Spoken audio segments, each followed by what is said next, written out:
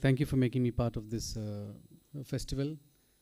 Chennai is very close to my heart, and almost all my big commercial outings are from Chennai. And my first film happened to be shot in Chennai and gone through enormous trouble, but look back, it's all very pleasant experience. So it's very befitting that my film Ottai has been showcased in Chennai International Film Festival, and there's a lot of students, a lot of fans, a lot of enthusiasts who follows my work who are from Chennai, and I'm very happy to be able to talk to all of them, at least give them back whatever knowledge that I have gained over a period of time. And Chennai happened to be one of the cities that I wanted to work, but never could work during my initial years of my career.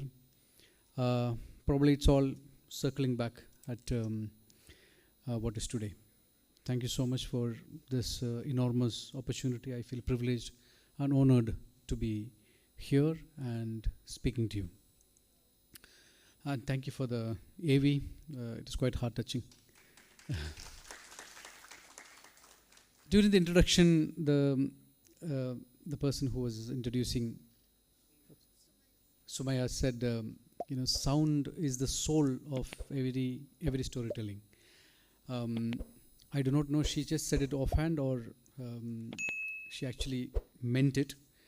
It is actually the soul of storytelling, because we come from a tradition, we as a civilization come from a tradition which understood for the first time ever in the world sound as knowledge. Sound was not something that we just heard.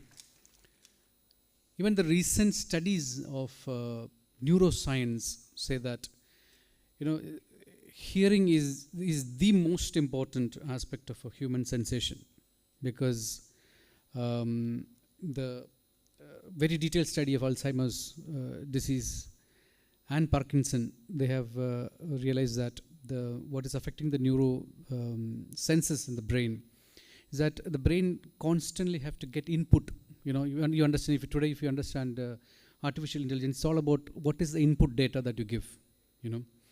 So this is the only, when you're sleeping, your eyes are closed, there's no input going in from visual aspect into the human body. But sound is, ear is always open, and it is constantly giving the input to the brain. So if you look at the whole human brain as a CPU of an artificial intelligence, an AI machine, the input is all coming from hearing. So it's one of the most important sensory aspect of human species, and it is the only civilization in the world, the Arsha Bharat Sanskar, is what understood sound as a discipline that can actually drive you into path of enlightenment. Just to tell you an example, today we know as the seat of knowledge. The knowledge as we know today is the Vedas. The Vedas are organized in a form where it is easy to remember. The knowledge in the Indian tradition has come from one generation to the other as memory. It is memorized, as oral tradition. And it is always organized in a way, if you listen to the rendition of Vedas, it is always easily memorable sounds, So to me, standing here today and using sound in storytelling, I can confidently say that sound is not just an electrical impulse that because of which you hear, it's memory for me, and memory is knowledge. So today, India is only culture that understood it. And also, India is the only culture that has understood human body as the first musical instrument. you know. If you look at the ancient form of Indian classical music, which is in today's, as we know, the Dhruva tradition of Indian classical music, has understood Sapta Swaras as emanated from Nabhi to Uchi, 7 points from Nabhi to Uchi. You can hold the throat of a singer who is practicing Hindustani Dhruva classical music. He can still sing because the sound is not coming from the throat. It is coming from Sapta Swaras emanated from various parts of the body. And we realize that when Saptaswaras are emanated to that level, your Kundalini will raise and you see Brahma. So you become an enlightened person. You know, every artist in this country are people who have seen Brahma. That is why we touch their feet. When we see them, when we meet them, we touch that Guru Shishya Parambara has come from that thought that an artist is somebody who is standing next to God, you know, because he's seen Brahma. That is why. So it's very divine. To be an artist in this country is very divine because you are not just a practitioner of something, a craft that you know. It is also about self-emancipation, you know. You probably have heard stories from various classical musicians that the same raga that he performs at morning in a performance and the same raga he performs in another place, the performance will be different because he constantly interact with the audience, constantly interact between, say, sa re ga ma pa tha ni sa, between sa and re. There is a search of an artist to find what is the microtonal ornamentation of sa and the microtonal ornamentation of re, where it is meeting. You know, it is that understanding is that eventually makes the same raga that performs, make it different in the same, even though it is the same raga, it has the same structure. But whereas if you look at the Western classical music, it is the same. It has one mathematical structure. Whoever performs it, whoever writes it, it follows the same structure. A Beethoven's symphony will be the same. Whoever plays it, it's only the musicians' exponents will change. Apart from that, the structure remains the same. But a classical raga that is performed by the same artist in two different places are two different, search for one's own art. So art was not just a practice in Indian tradition. It was always a search for an artist to find himself, find the spiritual awakening. In cinema also, people have tried this. You know, if you look at in Christianity, there is something called grace. You know, that you achieve, like the way in Hinduism we say that awakening or spiritual awakening. Valmiki had spiritual awakening, Buddha had spiritual awakening. Apart from the avatars, all the avatars, people who have emancipated, people who have seen Brahma, they all have become, not the ordinary people, but just above the ordinary people. Something similar you have it in Christianity called the grace. Robert Bresson's films are supposed to be, the act of making the film itself is for him is a search for grace. So, but having said this, coming from such a great tradition of sound and knowledge and spirituality, it is our cinema, Indian cinema, is the least practicing, sound to this level in Indian filmmaking. There are a lot of reasons for it. I mean, I have my own theories about it. There are historical reasons behind it. We will come to that later. All that is done in the name of audiences, in the name of mainstream audiences. People believe that the so-called filmmakers believe that they don't know anything, But I feel the best philosophers I can find it in the barber shop, The best of the wisdom come from roadside tea sellers, That's what India is all about.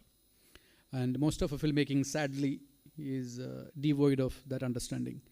And so sound has taken a back seat in Indian cinema. I've been practicing, I've been propagating the need to be aware of the power of sound in storytelling.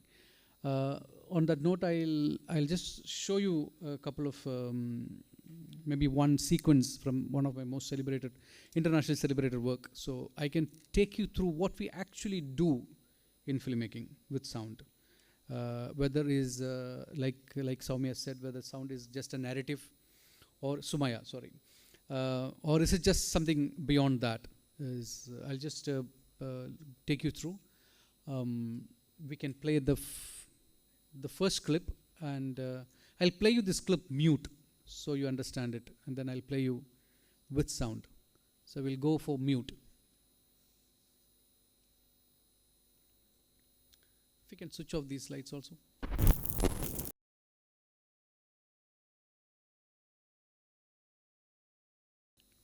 Okay. So what was the difference when the first time when you saw the film, the clip? You found it is very disjunctive. It is boring. You felt it is too long, unnecessarily going. But second time when you heard it, it just went past like that. You felt the time is short. Everything made sense. You sensed a space where the story was happening. There was some emotional lines that you went through. And how was it made possible? So I'll just take you through what has actually happened in creating. It was just 2 minutes long, but when it was played without sound, it felt it is too long.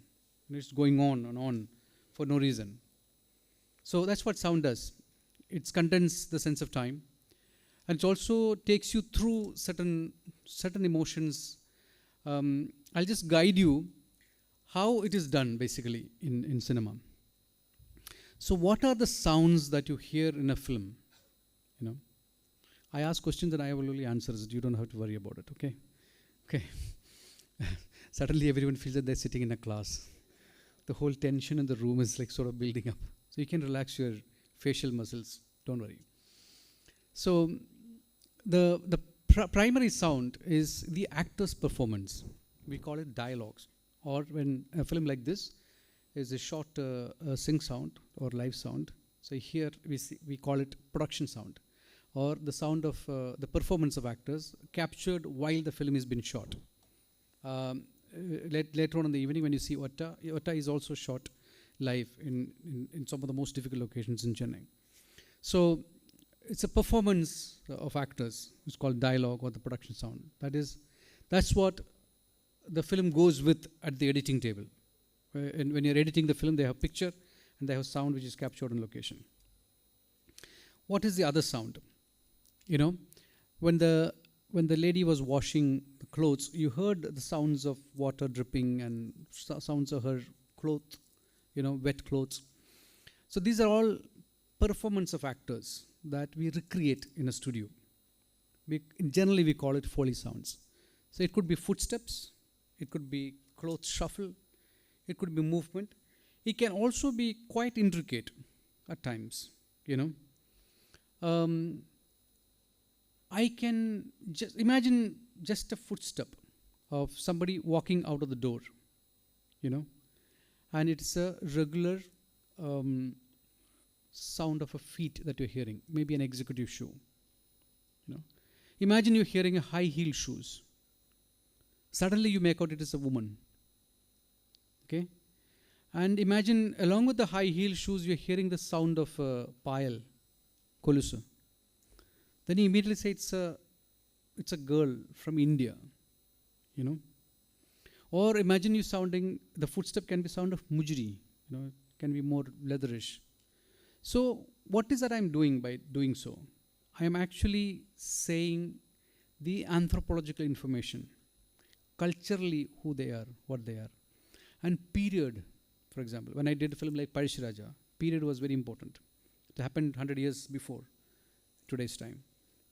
So what kind of footwear they use, When I did Kochariyan, for example, I had the same kind of information, same kind of question that I had to ask the director as to what is the floor, what is the dirt, what kind of is it a cement floor, is it a mosaic floor, is it a stone floor, according to that the texture and sound keep changing. So these are all sounds performed by artists. We broadly call them foley artists. So if somebody is walking in a film, they will also walk with the same, so that it is in sync. We use the same, maybe what is the kind of nature of sound that we want. We use the same material. Sometimes I make those particular materials so that a particular sound is achieved. So those are called foleys. These are, I say it's a performing enhancement of sound. An actor's performance, which is during the shooting, it is not mic'd for that particular sound, but mic'd only for dialogue. But we recreate in a studio and we capture that sound called foleys. So that's the second sound of. And the third is, we broadly call it ambience. What is an ambience? It can be a day, or it can be night, or it can be early morning, it can be noon, it can be late evening. How do you distinguish a particular place? It is a sound of ambiences that you hear. Or sometime it also tells you seasons. When do you hear sound of quail?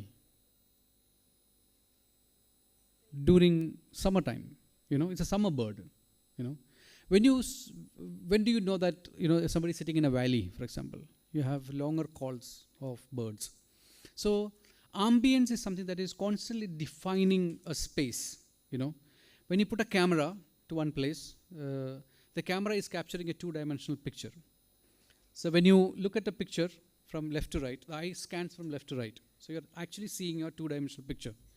But when I'm putting sound to it, the sound is covering the screen, as well as in a Dolby Atmos or Dolby 7.1 situation. There are also speakers that is covering. So sound is something that is extending out of the screen into enveloping the audience. So sound is basically parabolic, in my opinion.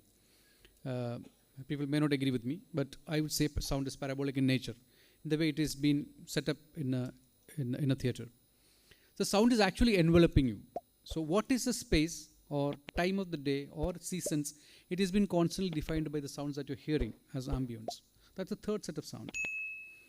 Fourth is, when the people were approaching and the train was passing, you heard a different kind of sound, which is, we broadly call it sound effects or sound design.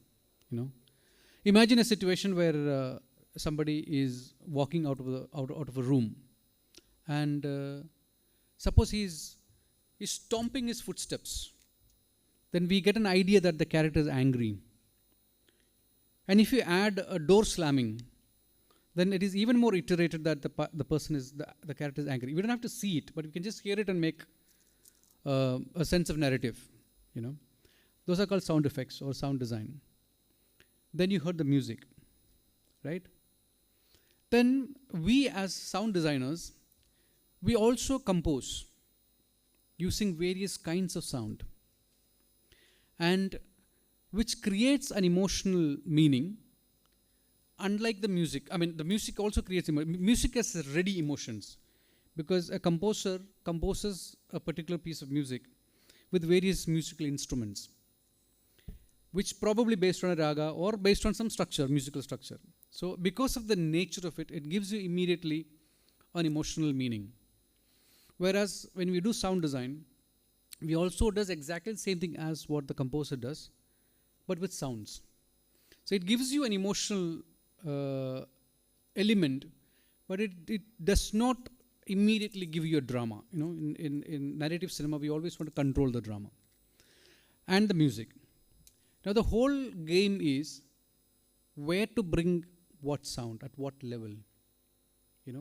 When you heard this one single piece, you heard it as one sound, isn't it?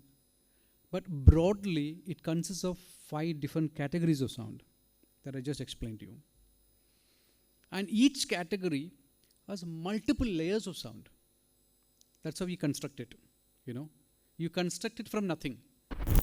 So what has actually happened is, we had the option of having 5 different kinds of sounds, and we just decided to bring one sound at various point in the film. We began showing the whole atmosphere as it is natural, what is happening there. Then as the story in that one particular scene progressed, we kept shifting angles, we kept shifting sounds, we kept shifting the nature of sound, how you're hearing. When we were shooting the sequence, Danny always came and told me that when the boy comes out of the water, I want to hear the sound as if water is running through his ear, through his ear. Then I kept telling Danny that we don't record like that. We'll create that in the post-production, because let's record everything, whatever is happening. So I recorded with multiple stereo microphone to capture that. Then we changed it during the post-production stage, in the final mixing of the film. So when the boy comes up, you listen that everything is muted. So the actuality of the fact that the boy there's water running through his ear. Also the whole film, in your mind, shift to the boy's perspective. The horror of mother being killed in front of him, in front of his eyes, and his escape. And music very slowly making an emotional statement. Rahman had given us music for the entire sequence, but we decided that we will not bring the music until a particular point in the film. And also one element of the music has been brought in. Initially the piano brought in. Initially a string line brought in. Then the piano brought in. Then when the kids actually start running for their life, in the horror of riot, we kicked in the rhythm, the music in its full level, in full throttle. Then, when you make a film like this, it's not a film about an activism, or it's not a film about making political statements. And Danny never wanted to make political statements. It was a very open fact that when the Bombay riots happened, the police didn't help anybody. They were playing cards there. You don't hear the sound of the policeman. You hear it reverberated, So an artist, this is how we help the director, not to make it a political statement, but make it very artistic about it, whatever the statement. So just by doing sound the way it has been done, it shift focuses. It allows the audience to go through a certain narrative line, a certain emotional space. It just takes you to lead you. What it actually doing is, it is actually making you think. This is what we want the audience to think. This is what we want the audience to feel at this particular moment. So for me, a sound design in a film is subconscious art. You will not recognize what made you feel that way. For unless I make you go through this, run you through this, you will not recognize it. You will see it, you get some meaning, you understand it, you feel for it, and you walk out. And you think that you heard one sound. The one sound that you hear is an amalgamation of many multiple layers of sound, which we have decided, which I have decided, or with the director, decided, okay, this sound at this level, at this way, it will come and go. And every time, every sound, any sound that you hear in a film is not accidental. Everything is purposely put there with an intention, with a reason. That's why I say in filmmaking, sound design is a subconscious art. It's a very conscious decision as to what to do and how to make an audience feel what they should feel. So on that note, I conclude the basic talk on the narrative power of sound. So we can go back to the next phase of the thing. Q&A? Okay.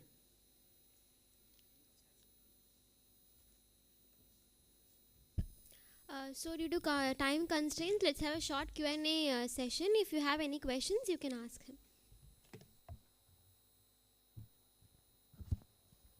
Yes, please. Hi, sir. This is Netaj Nandakumar from International Institute of Film and Culture. I want to ask a couple of questions, sir. First of all, with one. Okay, sir. First of all, for me, I never thought that a sound effect or a sound that could make me cry or that could make my eyes wet, that I have experienced in the 2.0 when the last breath of that sparrow. In that scene, that I was astonished totally. And that moment I made what a sound designing could make us feel so high, sir. So that's a good credit goes. Thank you. I mean, for me, the whole film, I've done the whole film just for that scene. Yeah. You know, Thanks. I find myself in one scene, even if when I'm doing like out and out commercial films, you know, where sound is not even considered, but I'll find one scene that is mine. I remember spending days and days sitting in a room, bringing sparrows in and making them talk, and they just get scared. They just don't talk, you know. Then I put lights in the studio, they didn't talk. Then I put darkness in the studio, they didn't talk. They didn't say anything. They just sat there. Then I went to, you know, I've done a lot of sparrows recording. You don't hear sparrows anymore in the cities. Have you ever noticed it? Why? Because of our cell phone radiation. Environment. It's just moving away from civilizations, you know. So yeah, the sparrow dying was my scene. And Thank you for recognizing it. really, sir. And that we used to hear the same baby cry sounds in many films and even in Endiran and Nanban. But in 2.0, we heard a more realistic sound of a baby cry. When the Pakshi Raja was born by a sparrow, that feels like a little stammering of real baby sound, because those old sound effects feels like it's like a 10 days old baby, that sound. And how could you perceive It was a 4-year-old baby. So My assistant's wife gave a birth, and first thing I asked him, like, go record. When the baby cry for milk, don't give the milk. Just sometime. I'm very sorry. Sometimes we are cruel people, you know. When I did RDG with them, you will see tomorrow in the festival, the sound of goat, the sound of camels, I take immense pain in getting them, because you have to get a goat act, you know, and you can somehow get them in the frame and make them move, get your shot. But the real acting comes from sound. You know, you see sequences where the baby goat actually talks to this guy, then he calls the other goats. So when we were designing sound, I said, okay, the uncle goat is on the left surround, the auntie is on the right surround, you know, the mother is on the rear surround. It's like that we just distributed, you know. So making them, and it's a story of a guy who gets stuck in Middle East, and his only job is to graze the goat and the camels in the desert, and how he, you know, almost spent 4 or 5 years there, and he actually behaving like a goat, you know. So how an animal and a man, you know, this human man-animal relationship actually evolve, and sound is used for narrative aspect. Tomorrow when you see the film, you will understand it. And right now it is shortlisted for the Oscars. So fingers crossed. Let me finish with the final question, sir. Even though cinema is a visual storytelling medium, how sound design that a director or a scriptwriter should improvise himself, even because you are a director too. So that's why it's maybe a tip for directors, sir. So most of the time directors don't write about sound. They don't incorporate sound as a part of the narrative. They always think about hero's entry, heroine's entry, and conflict, and how to end the first half, how to get the interval point, then, you know, climax, pre-climax, climax. There's a formula with which you work. Very rarely, you know, filmmakers who comes to me with, they just say that I don't want music. When somebody comes to tell me that I don't want music in the film, I want only sound. There's a Marathi film that I have done which won the Maharashtra State Award. It's called Rainy Day. It was about somebody's having a dream, and within the dream, it's always raining. It's like maybe like an early morning dream. So the duration of the film is like very little in the story, but it's constantly raining. Whole film is raining. So how do you? And he said, I don't want music. For me, the sound is the music for me. So then, I was perplexed because sound of rain is white noise. After some time, people get distracted. It sounds like noise after some time. So how can we get sound effects make meanings? When I did a film called Otta Siruppu, it was which I won the national award for it. It was one space, one actor speaking to the camera. Now, as it is, people gets bored in the Instagram era. 2 minutes is your maximum attention span. How do you hold the whole space? A whole film, a 2.5 hour movie, with one man talking to camera. It was the biggest challenge for me. So I was thinking, there could be people who have claustrophobia, sitting in cinemas. And if you have claustrophobia, and if you are only showing one room, what will you do? How will you make the people feel that it's actually not one room? It is actually one lifetime of this character you're witnessing it. So I devised a plan. Have you heard of something called audibles? You know what is audible? Okay. So audible is something that is getting very fast acceptance in the West. Audible is cinematic narrative sound. You have audio books. You've heard of audio books. So audio books with cinematic narration of sound is called audibles. So I thought I might as well use audible as a form in the film. So what happened is, this guy is narrating the story, and when he is narrating the story, the sound goes to that place. The ambience, the action, whatever he is saying, all that has been recreated in sound. So over a period of 2 hours, the audience never felt that they were looking at one space. They got transported to that space, so mentally, though physically they were looking at one space, mentally they kept going back and forth. They never felt that. No claustrophobia they felt. They got hooked onto it. I'll show you one sequence from that film, just for you to understand. Can we play the second clip? Can you play it a little louder, please? 12:30 we have 15 minutes more. Oh, okay. How much time we have? That's 2-minute clip. 10 minutes. Okay. Can we play?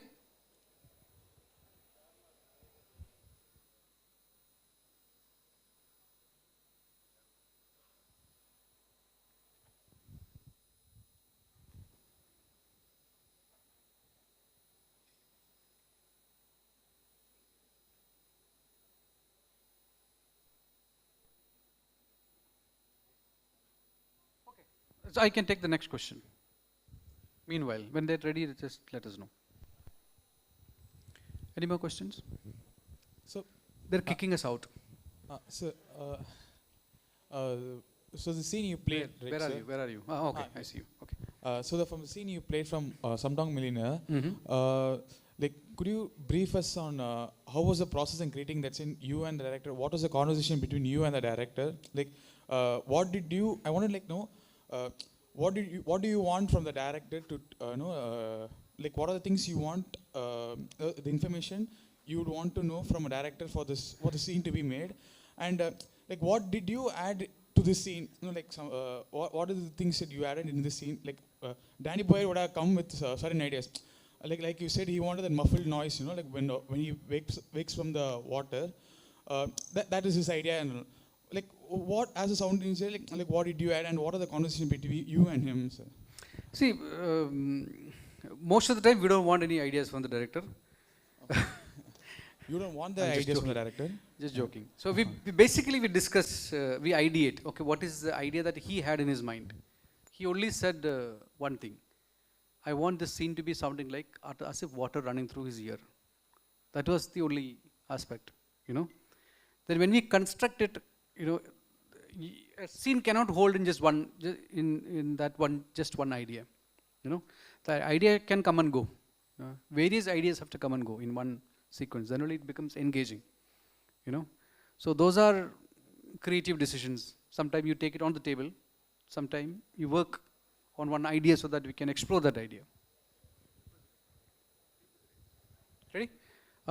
Yeah, just play this. Can you play it slightly louder, please?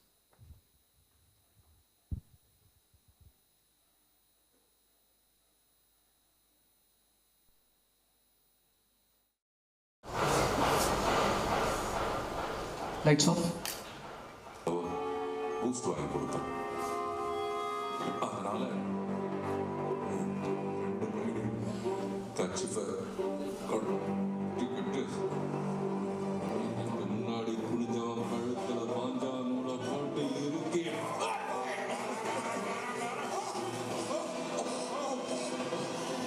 கழுத்து நரம்பு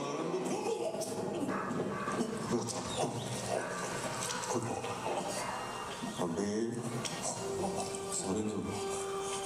துடிப்பு முழுசா அடங்கலை. அங்கிருந்து இன்னும் ஒழுகிட்டே இருந்தது. அதை பார்த்ததும் எனக்கு பயங்கர ஆத்திரம். பக்கத்துல ரெடியா வச்சிருந்த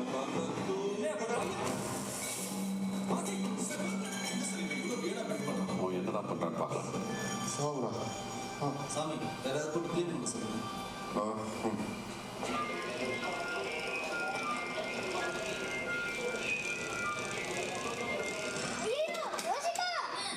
மாஸ்டர் சார், இவ்வளோ நேரம் நீ என்ன சொன்னியோ அதை அப்படியே எழுதி கொடுத்துருப்பான்.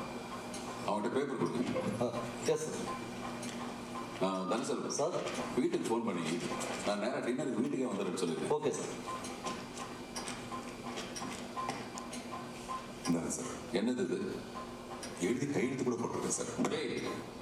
என்ன விளையாடுங்க? Okay. So when he's actually narrating how he killed the people, we are actually in that space. You know, this sequence where we have used a lot of music, but the earlier sequences we didn't use music at all. So this is audible being part of sound narrative.